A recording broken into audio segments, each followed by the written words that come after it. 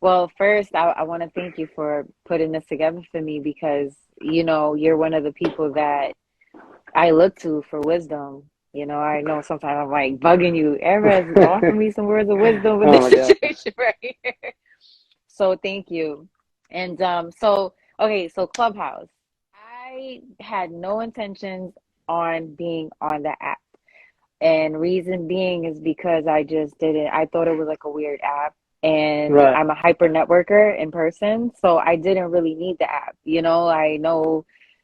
I know places I could go where I could meet certain people, LinkedIn, whatever.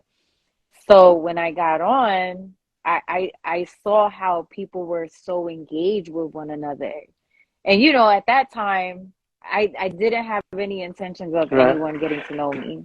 So I had like a catfish, I had a catfish photo. And then I also had like my entertainment name, which somewhat my folks in the entertainment business know that name. But pretty much it's like I was just on it, just raising havoc, like roasting people. I didn't think to do anything positive. I just wanted to let off steam because you're right. At that time, everyone was scared. I remember I was supposed to get hired for one full-time position and then I was supposed to be slated as a recurring guest for the Lord Sears special on Shade 45 Sirius XM. And then that same week, that's when they announced in New York City that the lockdown was about to take place. So when that happened, I was like, damn, I was upset. So I was just roasting people on there. But then I was like, let me be funny and Nice. roast people with compliments. And yeah, that day changed my life. And I decided to do it in a way where I incorporated what I know, which is entertainment. And now we're reaching so many people and spreading a message where it's coming through to me. I mean, through from me, from God, authentically. So it's not coming from like a fake space or like a place where it's like, oh, let me do something positive. It's really coming from a space of authenticity, genuineness, and just the heart of serving other people. So that's how that came about. And now we're doing live events, micro festivals. I'm getting invited to speak at panels. But prior to that, I've always been getting invited to speak at panels because of my background in entertainment. And yeah, like just spreading the message of good vibes and uplifting people through words of Nice. affirmations and through the So arts. somebody asked what Clubhouse was. Clubhouse is an app, a drop-in audio app.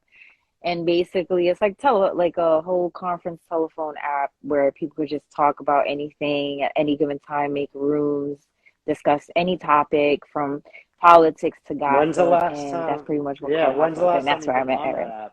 Oh, so knowing that I was gonna talk to you about it, I knew you were gonna ask the question. Oh So I wow. got on it today just to see, who was on it. But I didn't Yeah, speak. I I was just wonder. like Like, I trying to haven't been figure out on what's it going for on. like maybe a year. Like, I haven't had it on my phone since I got a new phone 2 phones ago or something. So I'm like, Yeah. yeah, I don't like. Yeah, it was crazy because at Yeah. that time it was like this timely, perfect, perfectly timed thing. It was It was crazy. And then timely, everybody's like, yeah. yeah, catch me on Clubhouse, like whatever. And then I just never really heard about it again. So, and then I guess there's also Yeah, like, I I mean, agree. once it started dying down, there's like a lot of like negative rooms. Like I would only see people posting like, I don't know, just like a lot of anti-Jewish stuff. And I don't know, that's us. It was like really That's crazy. Like people horrible. would just, right, like there were rooms called like, was Hitler right and stuff. It was like a lot of them, like not like one, Oh you my know? It was crazy. God. So I'm like, I'm done with this. I'm No, that's good. horrible. I don't blame Yeah. you. But okay, so what is catch like what does that look like when you're doing it like live in person? Like is that you or everybody's kind of sharing? Like, yeah, walk us through that. Yeah, so it's many different components because I am a firm believer that you can make all of the plans that you want, but really it's what God says in the end will happen. So it's a mixture of planning programmed festival as well as a lot of impromptu situations and what do they call it in comedy? Improv? Right. Yeah, a lot of improv and yeah, so So before, we used to compliment each other in a form of affirmations, and in the room we would do poetry. We would recite poetry, dedicate beats. If you made a beat, you would dedicate a beat to somebody or sing to them, and it would uplift people's spirits. So how that looks like in person is, there'd be a keynote speaker from a therapist, a licensed therapist, speaking on the topic of self-care, mental wellness, mental health, and how important it is to be mindful and practice stillness, especially if you're in the field that we're both in, which is entertainment.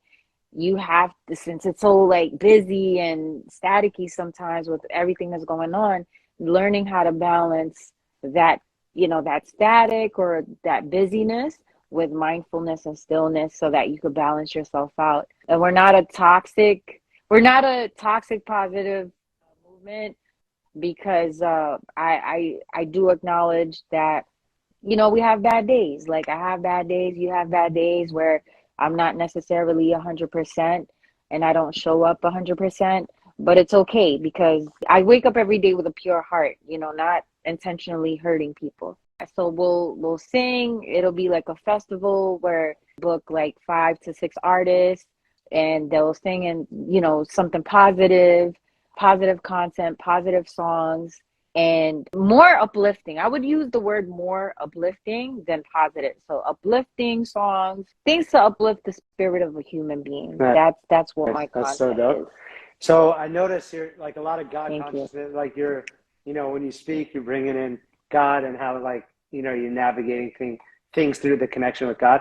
So I'd love to hear like kind of your background, and maybe just, I love hearing different people's like spiritual teachings. Like what was maybe like a spiritual teaching that like super resonates with you, that you like bring into just your daily life, whether it's like a practice or just, it could be, a lot of people have like verses from Psalms, or I don't know, just some sort of teaching maybe that just kind of like resonates and just, moving through difficult times, even just like that kind of verse or that teaching or something that, you stick to. Yeah, there's a couple. I can't think off of the top of my head when it comes to like scripture, but there's one thing that I live by, and I always say it to myself when I feel like everything is in shambles and everything works out in the end, even though in reality it seems like everything's falling apart.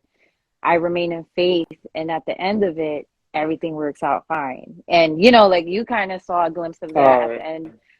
God will bring people into your life to make sure that, as long as you have faith, to make sure that your visions materialize and he doesn't forsake you. So one of the sayings that I live by is, I don't see what others see, or I don't even see what I see in reality on this earth. I see what God has given me to see.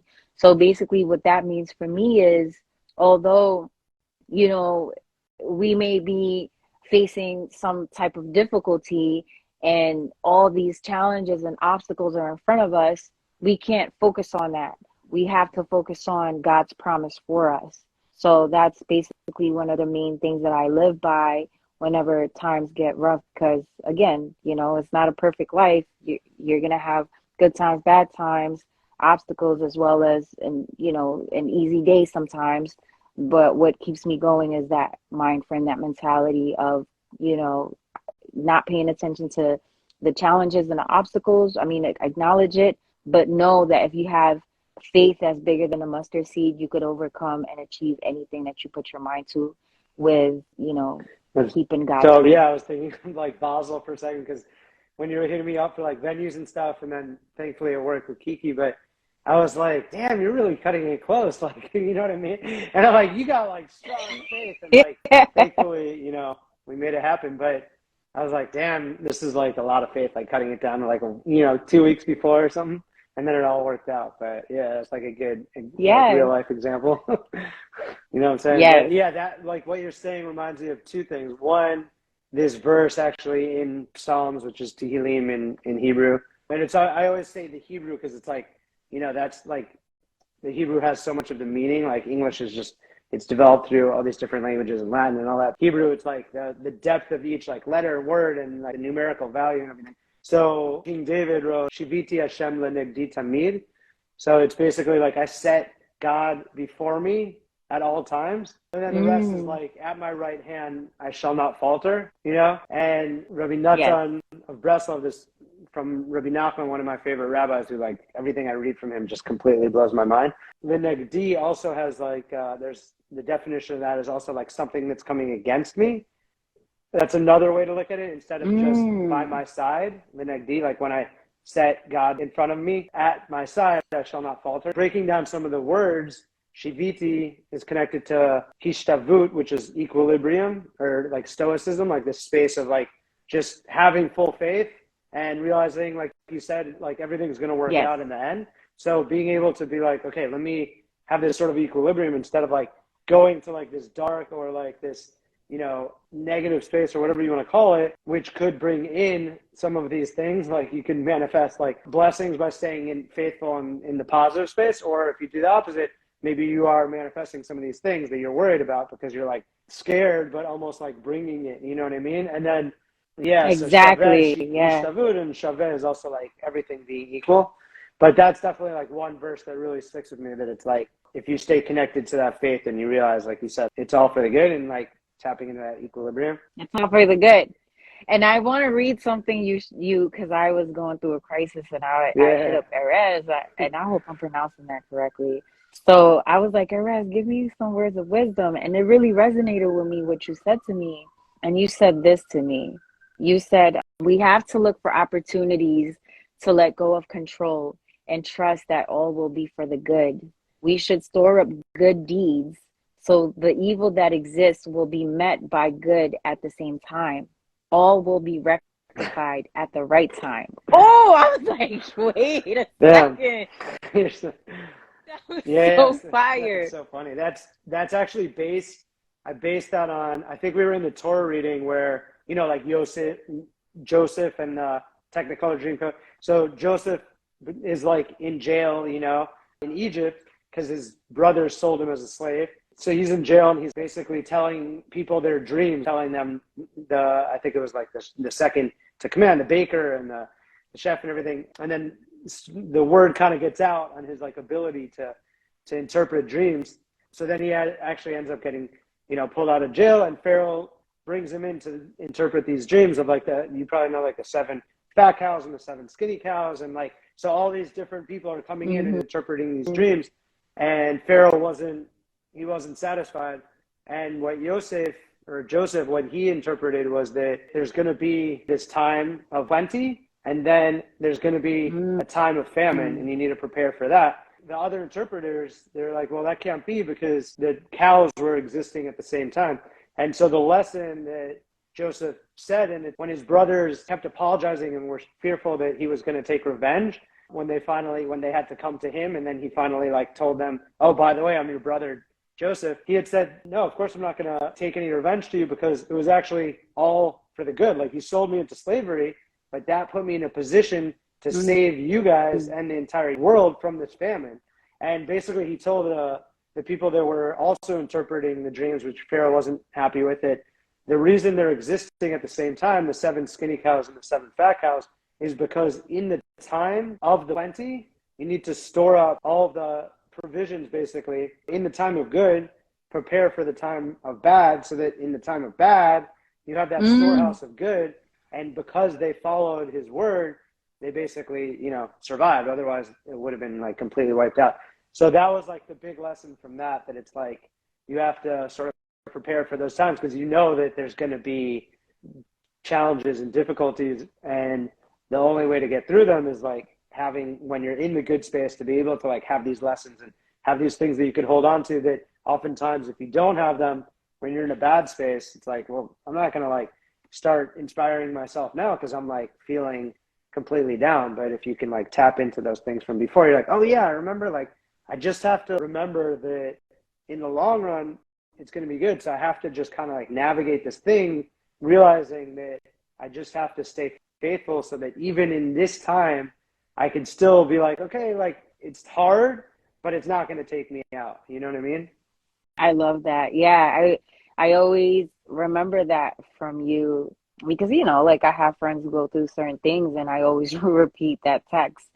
And it's very important I live by that, sort of serving as a reminder for one another, because we do forget sometimes, like the knowledge and the wisdom. So I think we're also put in this earth to serve as a reminder for each other, not to lose sight of God's Yeah. promise for us. So it reminds me, there's one other story when you were talking, it also reminded me of this, because you were talking about kind of like faith and vision and trust. I made this jacket. This one's the Chabad jacket. I, So, I all love right, that so jacket. that I one, told you I love yeah, that so that one jacket. You was the designed that, dress of the right? Rabbi Nachman that I was talking about. This one's actually, so in Brooklyn, there's like 770 Eastern Parkway. Probably know like Chabad, they wear like the black hats. So that Rebbe, the Lubavitcher Rebbe, Yeah, was yeah. like the seventh of the Hasidic masters in that dynasty. I think he's one of the most powerful spiritual leaders of the last couple hundred years. He basically set up these Chabad houses like all over the world, from the most obscure place. Unfortunately, there was like a bombing in the one in Mumbai like a long time ago. So that kind of made the news, but it's like all over the world, and it's completely open. And you can just go there if you're traveling and, get like a meal or services or whatever. Like they'll help in any way, whether you're religious or not, or Jewish or not. So I put all of the Hasidic masters' names in Hebrew on it. But so, yeah. Oh, So the fourth that's one is fire. the Rebbe Marash. And there's a story that, this is hundreds of years ago, but this innkeeper came to him and, was saying like he's in a bad space. He doesn't know what to do because he has to provide for his family. And he just feels like he might have to like close what he has, and then he's going to be in a desperate situation. And the Rebbe Marash said, basically, and this is like the ultimate test of faith, but he's like, prepare for this Shabbat tons of food and prepare all of the rooms like as if you're having a ton of guests. and like there's nothing booked, like that was the whole thing that he was coming there for, because he's like scared and he doesn't know what to do. So he's thinking like, okay, but in his mind he's like, if I do this and the Rebbe is wrong, then then I'm out forever, like. But so he ends up, he's like, okay, well, I'm going to listen. This is what he's saying. He's on a high level. Like, I'm going to listen to him and I'll do it. So he prepared everything, food, all the rooms are ready. And all of a sudden before Shabbat, like this massive group arrives trying to figure out where they're going to go, because they ended up there and they didn't know they were going to be there, but they have to like be here for Shabbat for the time. And word gets out to him and he greets them. And he's like, well, this is perfect because I'm all set up to have guests. And like, you guys arrived at the perfect time. And, so he got that money, and also on top of that, a nice profit. And so he went to the Rebbe Marash and he said, I don't understand, like, how did you know that this was going to happen? And he said, when you're on a higher level, you could see further. And he didn't mean like on like an egotistic level. It's more like if you can tap into spirituality and the limitless, rather than be in this like physical sort of space of finitude, of constriction, where you can only see the limits of like, okay, I can't do this, I can't do that, like this isn't working out, in that space. Like if you could get on a higher level and, reach above the physicality and tap into spirituality and have that faith, the Rebbe is saying like, then you're actually like, you could visualize it like you're on a higher level, like it's going to work out, and you can manifest that goodness and those blessings to come in. So I thought that was like super dope. I love that. I love that. Wait, that is such an important, message. Is there, because I saw a couple of people kind of like come in as you were talking that, like making that point. Can you concise that? Like, I don't know, like a summary. I mean, it might be cool for you to Really good. That's really good. Because then it'll be kind of like what you took out of it. So what I took out of it is basically not, okay, so going back to what I said about not focusing on the problems that you see in front of you, or like the obstacles that you see in front of you, and knowing that everything will turn out in the end. But the way you wrote it in the text message, it was sort of like mathematical. You said that when you store up good deeds, it, like everything, let's say you're experiencing something bad or negative, and prior to that you did a lot of good deeds, right? So that when you're going through tough times or something negative, to remain in faith, because the good deed will equalize what's happening negatively. Like, let's say, okay, I'm gonna give you an example. I'm going through something with someone that I just recently met. I don't know, happenstance, and they just happen to have ill intention towards me, right? And correct me if I'm wrong. So then I pray about it. I'm like, well, I never did anything bad to this person, but I'm gonna continue being nice to this person. So then 3 days later, come to find out, they know someone who knows you, who happens to love you, like, let's say, like your godfather or whatever, and you tell them the situation, and they're like, oh, I know that guy.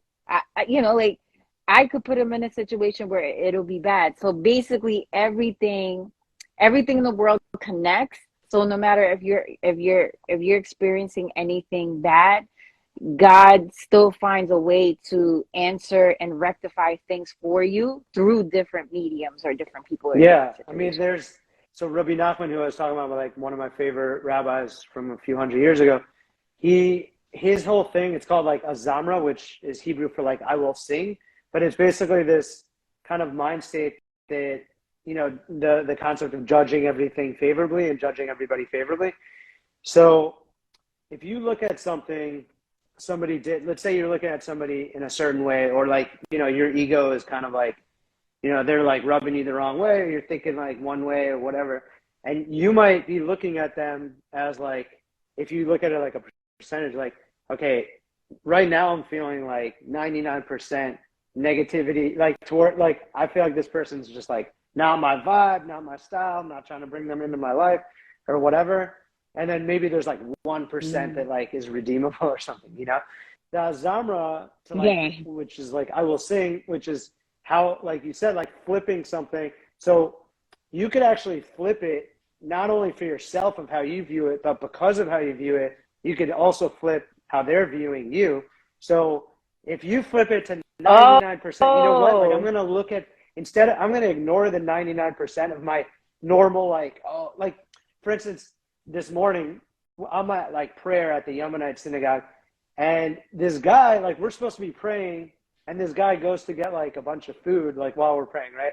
And then he sits down, and instead of praying, like, he's like eating, but it's like not even, like, I'm hearing every bite. And with every bite, I'm just like, this is killing me, dude. Like, I want to be like in the zone. And I'm like, but first of all, like, he might have already prayed like 2 hours, like at 6 a.m. or whatever. And maybe he was just super hungry and like he needs it for his blood sugar. Like, who knows? You know what I'm saying? So it's like, that's one way to look at it. But I was also looking at it like, you know what? Everything is just the divine, like God is just putting all these different things for us to like overcome. There's the concept of tikkun, to like rectify these different things within ourselves. If I'm seeing that, like God's saying, okay, you think you're so loving and compassionate all the time, this is bugging you out, and you're looking at this person negative instead of overcoming your thing and realizing who knows why he's doing that. But like, it doesn't matter. Like, you need to not let it bother you. You know what I'm saying? And that was just an example from today. But in the other examples of people that we're always feeling this towards, the idea is if we could kind of set aside this maybe judging something unfavorably and put that to the side, maybe that's 99% of what we're seeing because it's clouding our, perspective of this person. And if we can only like look, in Hebrew it's nikudat tova, like the one good point, like maybe it's 1%, like one good thing. Okay, like everybody has something good, you know what I'm saying? So if we can look for that one thing and then start to expand that, then we could flip it from now, all of a sudden I'm starting to see more positive, because I'm looking through that lens, so I'm manifesting that. And then you switch it from 99, that's like 99% good, and then maybe there's like 1%, but it gets like wiped out. The idea is that then you could bring that to the other person because you're already like, you're emanating that energy, you're bringing that illumination, and then they start feeling that, and then you actually can bring the good. And if we could all do that, we could shift global consciousness towards just light and love, then there is no bad. Like, it's we're creating all of this stuff, like separation. I love that. I love that. Oh my goodness. Like, I wish they could teach this in schools. Honestly. Yeah, I mean, spirituality. Because we'd have a different world if they taught this in school. they fall into spirituality in different ways and like later, but it's not like an essential part of like, teaching in the beginning, like you said. Yeah, it's unfortunate because as we see, people need that. Like the more and more people I'll come into contact with, I'm like, wow, like this person's going through this difficult thing, like really struggling. And I remember one person I was in touch with for like a while because she was just like super dope, really funny, like amazing. I'm like, wow, this person's like, just the way they view things and like they're, especially you see in comedy, you're like, wow, this person's like brilliant because they could like see this one example or something that's like happening in life, but like flip it to this and that perspective and whatever. And I remember at one point they messaged me just to let you know, because maybe we were just in touch and we didn't meet. I don't even remember, but like I feel like you have this fantasy of who I am and it's not who I am at all. So just like a kind of a warning, like they're feeling like really down. And I'm like, this is so nuts because she doesn't realize that she's the one that has the fantasy. She thinks that she isn't all of these things. And she's living in that space. And so she's like literally living in this dark space and just like nothing's working out. And like, and you could be in that space and like nothing is going to work out because you're not motivating yourself to go get whatever it is. And you're canceling on everybody and everything and all like the fun stuff that brings in blessings because you're in that constricted space. And I'm like, no, you don't understand. Yeah. Like you are that. Like I see that. Like you're super dope. Like you're funny, amazing, sweet, smart. Like you're the one that's living in the fantasy of like what you think you are, which you aren't. You're stuck in this like picture that you painted and it's like not you at all. You know what I'm saying? And I was just like, damn, like that's so, and it's so tough when you see that because you like want to be able to like shift that person, but like they have to kind of do it shift it immediately on their own. Yeah. Like, okay, like I don't know how much more time we have, but like this is my talk, so I could talk about this all night. But like, there's a situation that I'm observing around me between friends, and we spoke about the spirit of saboteur, and I just got introduced to this. It's like the spirit of saboteur, basically someone who, kills, steals, and destroys and distracts, basically, from the purpose of someone.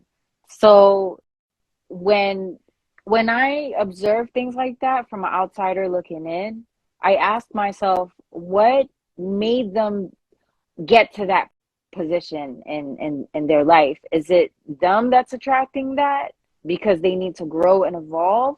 Or is it the other person who's the one who's causing the distraction, the chaos, the betrayal? Who's attracting what? And I know that may be kind of like a sidebar, but I think everything ties into one another because, like you said, the main important thing is like our perspective and through what lens do we see the world? Through what lens do we see this world? So I mean, in Kabbalah, there's this concept. Melech Shlomo, King Solomon, said like everything in this world is equally balanced. And like a lot of people know about the tree of life, the Sphira, which I don't have it over here, but it's over there if you want to see. But yeah, so the idea in Kabbalah, like all of those, that tree of life, it's all the different Kabbalistic concepts of bringing in this light, and it's like reflects like how the world was created, how we interact with the world, and it represents also our body and just elevation. So that's like on the positive and on the light and connected to the divine.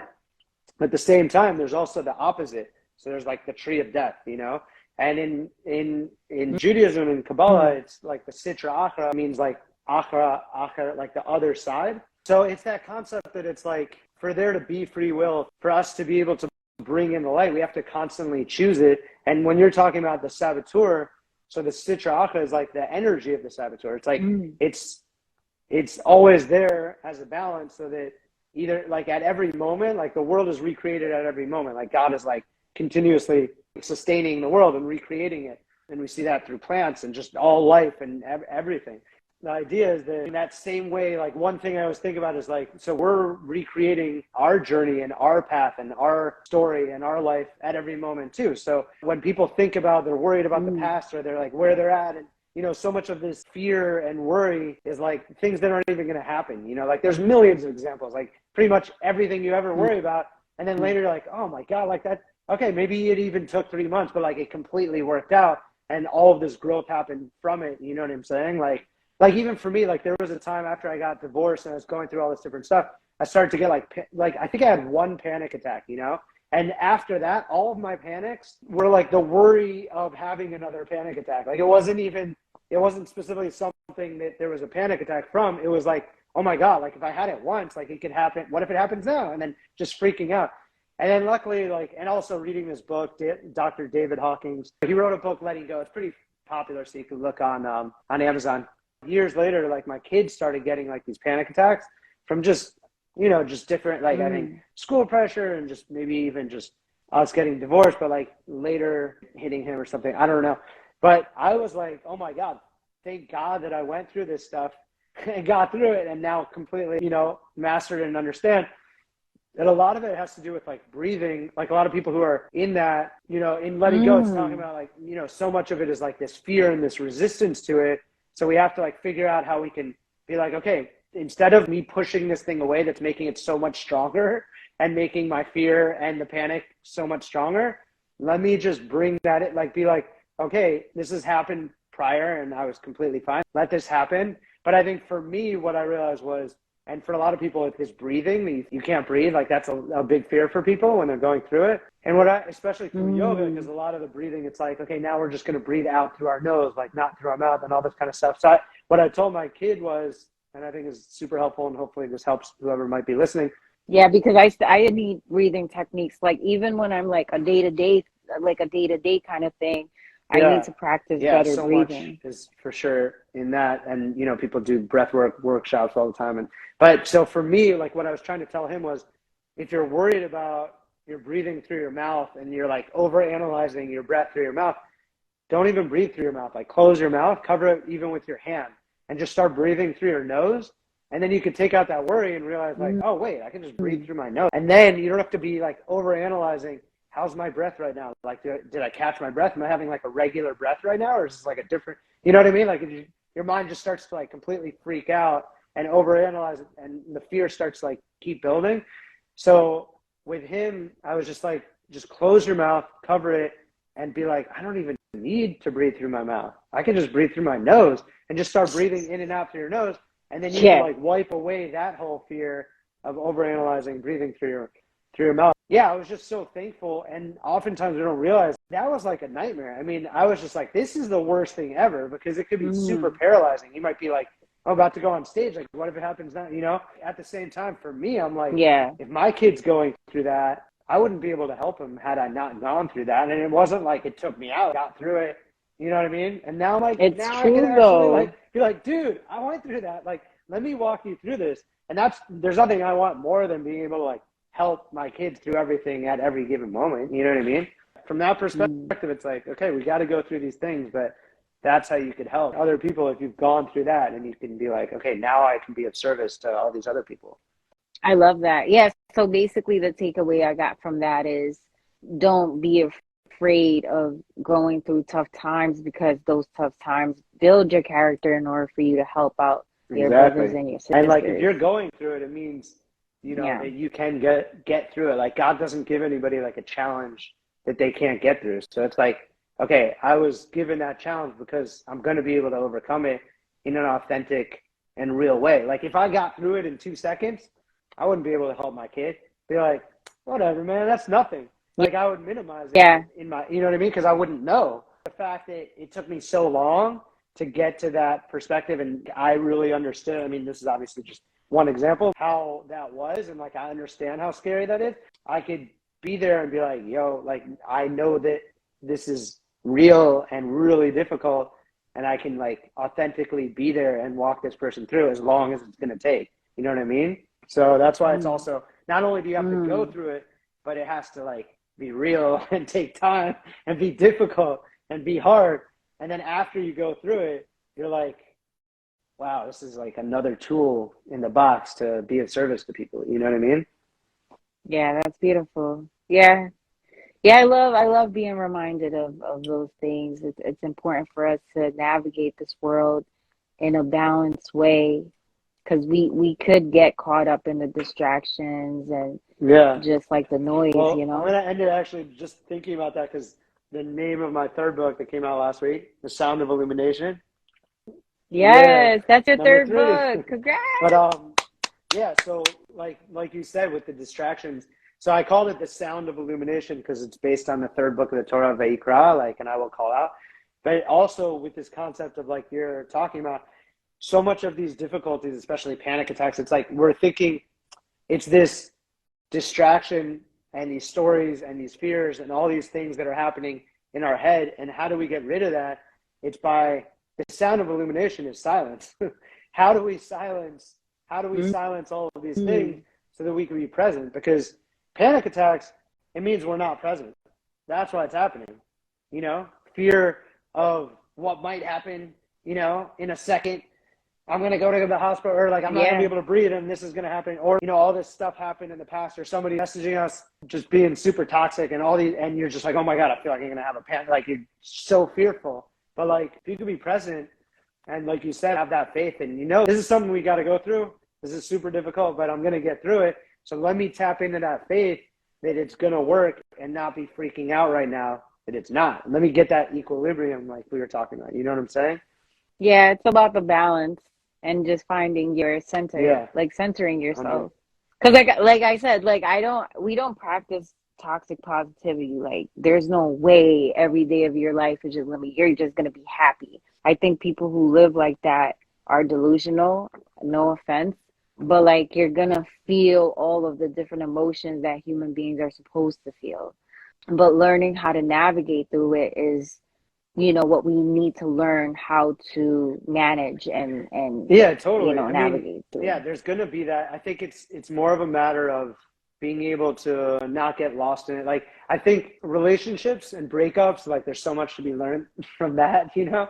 And I was going through one like a year ago that was really difficult that I was still thankful for later because I got to put so much of it into the writing of these books and be in this space adjacent to other people or in other spaces, you know, like this is a breakup. You know, we make things as big or as small as we want. But so for somebody else, it's like, well, I'm going through this thing, like this is real and that's like nothing, you know, whatever. But it's as big as you imagine it to be. I think the lesson there is it's just this fear, you know, a lot of people, they can get really depressed and down because they built this idea that this person is maybe either the only one for them, like their soulmate, or maybe this was my one chance and I just screwed it up and that was it. This was the person and the next person is going to be lesser or whatever. But we're always changing. So whoever we are in this relationship, I mean, God willing, like the idea is a month from now, a week from now, we're different. We've fixed and we've rectified different things in our lives and we're continuously changing in that way. And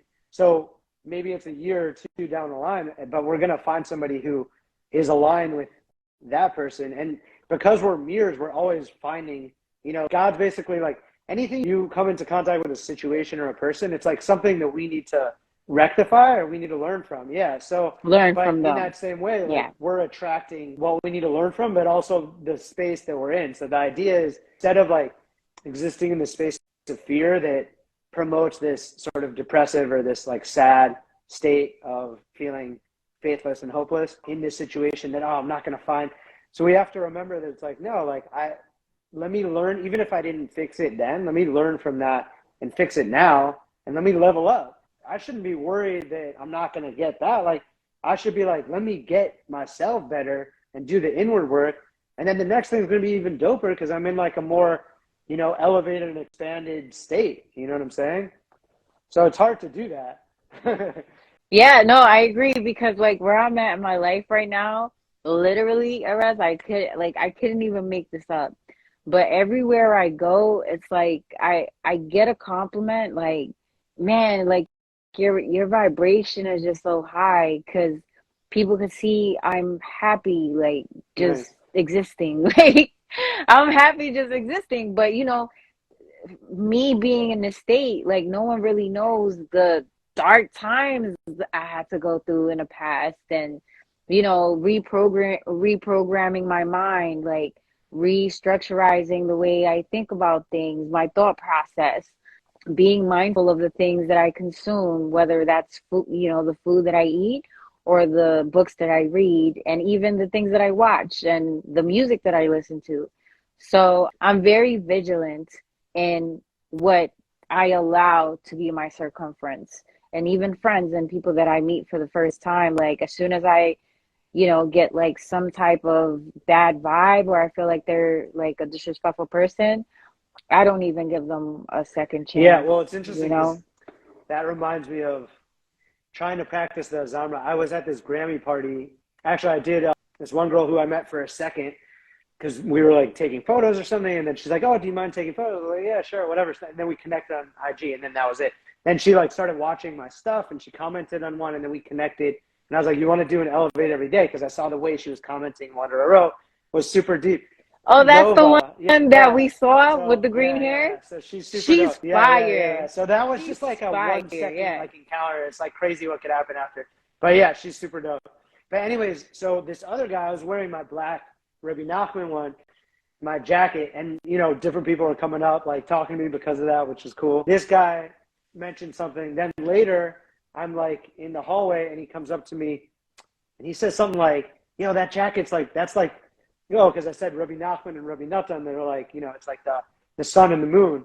So like in a sense, Rabbi Nachman was like the sun, and Rabbi Natan is like the moon because he doesn't have any light of his own. He basically nullified everything he knew before and came completely open to Rabbi Nachman and brought like the biggest light from Rabbi Nachman's teachings and reflected that out like the moon. But anyways, so I was like, that's crazy what you said. And then he told me, I don't normally go out to like these things, like, because he was saying like, I'm really deep and like everybody's so shallow. They're always trying to get things from you and like bringing all this negative energy, whatever. And I was like, I was at this one party and I kind of felt similar. Like I kind of walked out feeling like, why was I even here? Like everybody, I was like judging it and whatever I brought to it. So one of my friends was like, yeah, but what was your purpose in being there? Like you're focused on how you're viewing them. Like maybe your purpose is to go there and bring positivity to it.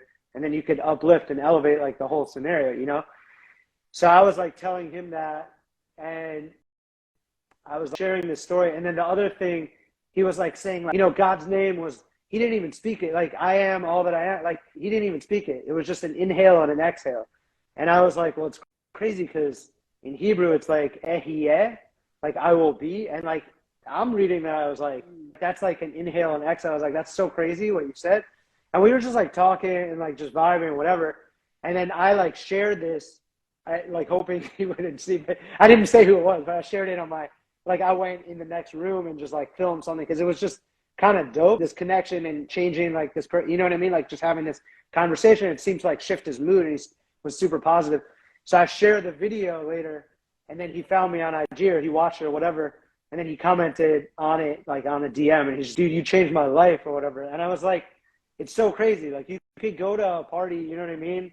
And like, and now he could hopefully take that lesson and go into other things. And instead of him feeling, man, this is why I don't go out, like, F these people, like, and just looking at it in a bad way. Nah, like, why am I here? Let me find the sparks of goodness and the light. Yeah, I love that. So basically you're saying like every situation or every place that we end up as a purpose and a season for it, but it's up to us to be vigilant and pay attention to what the message is being sent at Exactly. that Like the moment. Baal Shem Tov, he's like a Hasidic master who like was the top before like all these all these Chabad ones. Like he was saying, we're all mirrors of each other. So when we're seeing the deficiency of another person, it's really something that we need to work on. That's why we're seeing it.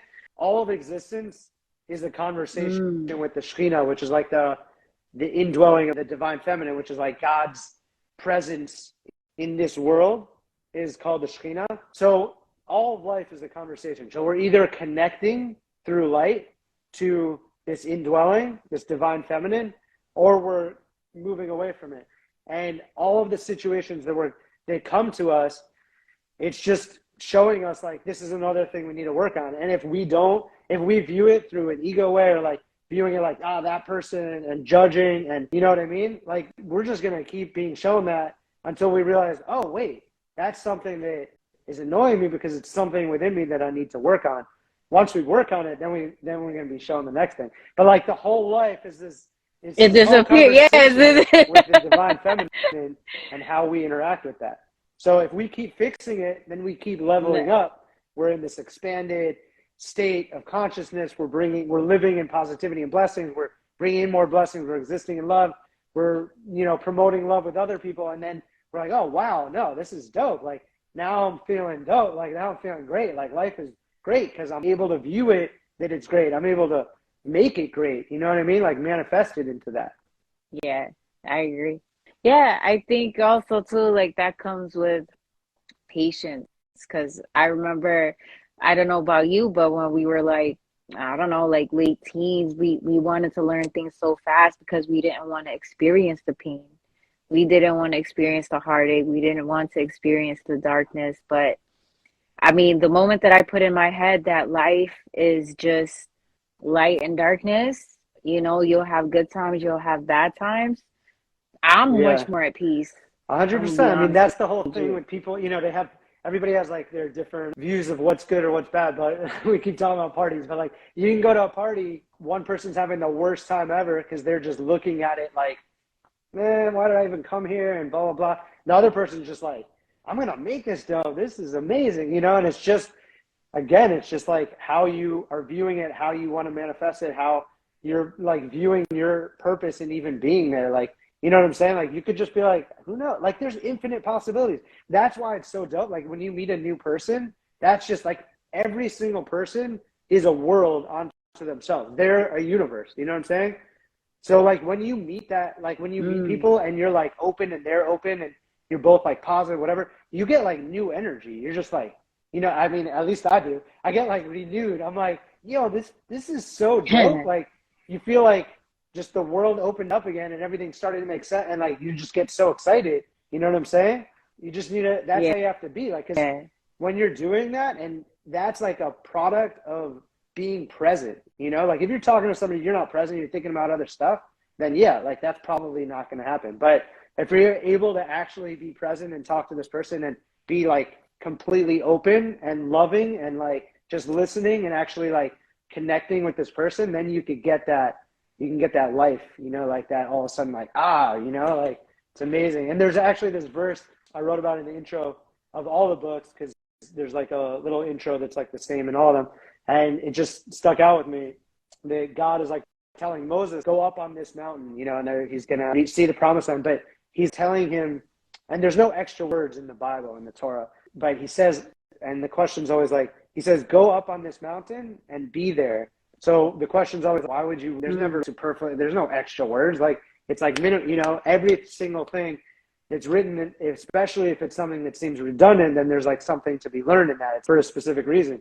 So what we're learning from that is God's telling Moses, not enough to just take that one step, go to the mountain, whatever. Like, okay, I told you to go to the mountain, you went to the mountain. That's not enough. You also need to actually be there and be present for the goodness to manifest, for you to connect to the light. It's not about just going there. It's about like actually being there.